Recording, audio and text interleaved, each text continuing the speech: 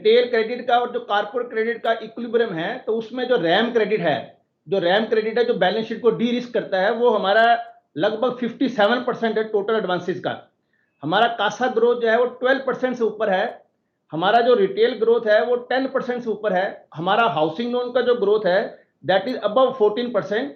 और हमने जो रिटर्न ऑफ अकाउंट जो है, जो भूले बिसरे गीत होते हैं, रिटर्न ऑफ अकाउंट में हमारी रिकवरी जो है 7,115 करोड़ की है। और हमारा जो एसएमए बुक है उसको भी हम स्क्यूज कर रहे हैं। वाईओवाई जो है लास्ट सितंबर 20 में हमारा एसएमए बुक जो था 10.58% था, जो अब सितंबर 21 में घट के 6.17 हो गया है। तो यू विल सी कि हमारे रिजल्ट जो है वो इस बात को इंडिकेट कर रहे हैं कि केनरा बैंक अपने फंडामेंटल्स को स्ट्रॉन्ग करते हुए अपनी बैलेंस शीट को स्ट्रेंथन कर रहा है, ताकि जो हमारा गोइंग फॉरवर्ड जो हमारे रिजल्ट आएंगे वो बेटर टू बेटर ही निकलेंगे in the coming quarter. Okay, agreed sir. अच्छा, नहीं, मैं अग्री करती हूँ सर इस बात पे, लेकिन एक चीज़ जो मैं समझना चाह रही थी इन टर्म्स ऑफ स्लिपेजेस के अंदर इजाफा क्यों दिख रहा है, इसकी वजह क्या थी? और साथ ही क्योंकि असेट क्वालिटी को लेकर डिस्कशन कर रहे हैं हम लोग, यहाँ से कि इम्प्रूवमेंट तो दिखा है, लेकिन आगे जाते हुए कि ट्रैजेक्टरी क्या रहेगी, एक आइडिया आप अगर मुझे ये दे पाए। और चूंकि कल जितने भी एनालिस्ट के साथ डिस्कशन कर रहे थे, फिर आपकी तरफ से भी स्टेटमेंट आया कि एनपीएस के अंदर ऑलरेडी श्रेय इंफ्रा का क्वांटम शामिल है। अब एक आइडिया दे पाए मुझे किस तरीके से प्रोविजन कवरेज इसके ऊपर वर्कआउट करेगा, किस तरीके से असेट क्वालिटी रहेगी, और स्लिपेजेस को लेकर कुछ डिटेल्स अगर आप मुझे दे पाए। हमारा स्लिपेज पे इफेक्टिव कंट्रोल है, और हमने शुरू से starting from the financial year हमने एक अपना गाइडेंस रखा है कि हमारा जो रिकवरी है वो स्लिपेज से ज्यादा होगा। तो अप टू सितंबर 21 हमारा जो रिकवरी है that is more than slippage. और हमारा जो स्लिपेज का जो सितंबर में जो रेशो है 1.04% है, पर अगर सरई को निकाल दें तो इट इज 0.45%।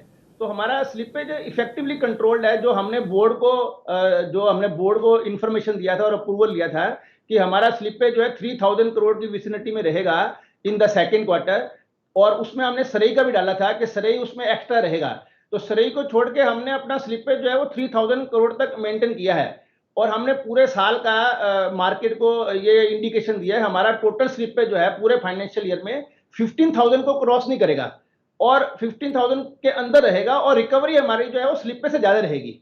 तो कोई इशू नहीं है स्लिपेज के ऊपर। ओके, अच्छा, इन टर्म्स ऑफ निम्स यहाँ से क्या नेक्स्ट 2 to 3 क्वार्टर्स में एक्सपेक्ट करूँ? कॉस्ट ऑफ फंड्स किस तरीके से वर्कआउट हो रहे हैं, जिसकी वजह से एक इफेक्ट डायरेक्टली हम लोग निम्स के पे आते हुए देखेंगे। और ये पैरामीटर्स डिस्कस कर ही रहे हैं, तो साथ ही क्रेडिट कॉस्ट, लोन ग्रोथ, किस तरीके से अब आउटलुक बनेगा यहाँ पे? हमारा जो निम का जो गाइडेंस है वो मार्च 22 का 2.75% का है, और एट दिस हमारा निम जो है 2.72% है। हमें 100% कॉन्फिडेंस है कि मार्च 22 में हमारा निम जो है वो इन दी विसिनिटी ऑफ 3% रहेगा। और हमारा जो क्रेडिट कॉस्ट है वो डिसेंडिंग है, अभी 1.98% है, और हमारा एंडेवियर है कि आने वाले टाइम में हम इसको बिलो 1.75 रखेंगे क्रेडिट कॉस्ट को। और जहां तक क्रेडिट डिसबर्समेंट का क्वेश्चन है, due to the impact of कोविड-19 in the first quarter and the first month of the second quarter, credit जो डिसबर्समेंट है वो उतना डिजायर्ड रेट पे नहीं हुआ। हमारा जो गाइडेंस है वो 7.50 का है क्रेडिट ग्रोथ का, but we are sure we will do a growth of 8 to 10% in the credit. और हमारा जो फोकस है वो ज्यादा रिटेल रैम क्रेडिट के ऊपर रहेगा, और कॉर्पोरेट क्रेडिट के साथ हम इक्विलिब्रियम बना के चलेंगे।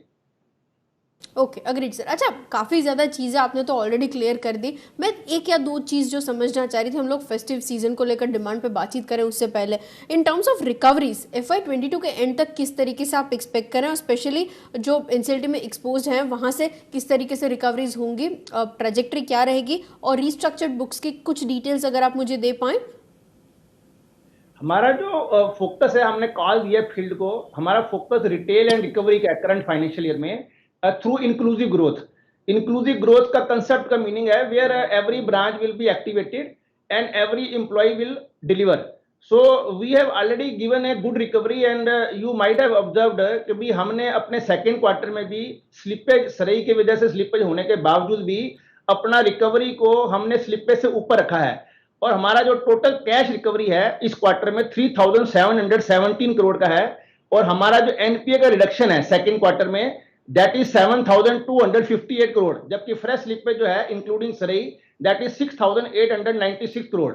एंड गोइंग फॉरवर्ड आल्सो हम रिकवरी को एक कैंपेन मोड के अंदर चला रहे हैं, और हमारा जो करंट क्वार्टर है उसमें हम टेक्निकल रिटर्न ऑफ के ऊपर भी 1,000 करोड़ से ऊपर का रिकवरी का टारगेट रखा है, और हमने हर एम्प्लॉय को इन्वॉल्व किया है जो रिकवरी के अंदर इन्वॉल्व करेगा। और सबसे बड़ी बात यह है कि हम छोटे छोटे अकाउंट्स में रिकवरी कर रहे हैं, तो हमारा कलेक्शन एफिशिएंसी जो है वो 92.38% है बैंक का। Okay, perfect. अच्छा सर, आगे बढ़ते हैं, क्योंकि अब फेस्टिव सीजन को लेकर जो डिमांड पिकअप आता हुआ दिख रहा है, मैं काफ़ी इंडस्ट्रीज से बात करी थी, वो काफ़ी मोमेंटस है।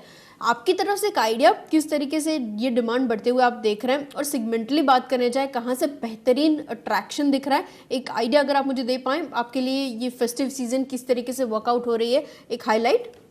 ओवरऑल इकोनॉमी रिवाइवल मूड के अंदर है, और हमारा हाउसिंग लोन के अंदर ऑलरेडी ग्रोथ जो है मोर देन 14% है। तो केनरा बैंक जो है फेस्टिवल सीजन में हाउसिंग लोन में और जो व्हीकल लोन है इसके अंदर सिग्निफिकेंट इंक्रीज हम रिफ्लेक्ट करेंगे। ओके, और इंडस्ट्रियल एक्टिविटीज जिस तरीके से पिकअप हो रही है, कॉर्पोरेट लोन ग्रोथ यहाँ से दिख रहा है, आप एक्सपेक्ट क्या करके चल रहे हैं, कैसे वर्कआउट होगा? हमारा जो मेन फोकस है वो हैम प्रोजेक्ट के ऊपर है, हेल्थ इंफ्रा के ऊपर है, एनबीएफसी जो हाई रेटेड एनबीएफसी उसके ऊपर है, जो गवर्नमेंट ग्रांटेड जो एमएफआई है उसके ऊपर है। तो उसके अकॉर्डिंगली हम अपने कॉर्पोरेट क्रेडिट को भी सेकेंड क्वार्टर के कंपेरेटिवली थर्ड क्वार्टर में ज्यादा स्टिमुलस देंगे। ओके, अग्रीड सर, बिल्कुल। बहुत बहुत शुक्रिया ब्रिजमोहन जी मेरे साथ जुड़ने के लिए और ये सारी डिटेल्स डिस्कस करने के लिए। मेरी और मेरी टीम की तरफ से बहुत बहुत शुभकामनाएं आपको और आपकी टीम को। अगली बार जब भी हम लोग बातचीत करेंगे इन डिटेल सारे पैरामीटर्स डिस्कस कर पाएँ, इसी उम्मीद के साथ शुक्रिया मेरे साथ जुड़ने के लिए। આપણી સાથે કેનરા બેંકના મેનેજમેન્ટ જોડાયા હતા અને જે પ્રમાણે રિઝલ્ટ્સ કંપનીએ પોસ્ટ કર્યા છે અને ફેસ્ટિવ સિઝનની ડિમાન્ડ જે રીતના પિકઅપ થતી દેખાઈ રહી છે એના વિશે આપણે વાતચીત કરી રહ્યા હતા।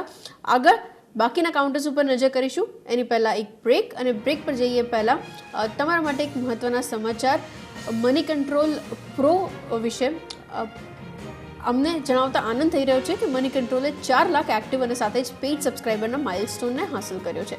મની કંટ્રોલ પ્રો દેશની સૌથી વધુ ઝડપથી વિકસી રહેલી ફિનાન્શિયલ ન્યૂઝ સબસ્ક્રિપ્શન સર્વિસ છે। આ દેશની એકમાત્ર ભારતીય એપ છે જેને વિશ્વના ટોપ 20 ગ્લોબલ ડિજિટલ ન્યૂઝ સબસ્ક્રિપ્શન સર્વિસીસમાં સ્થાન મળ્યું છે।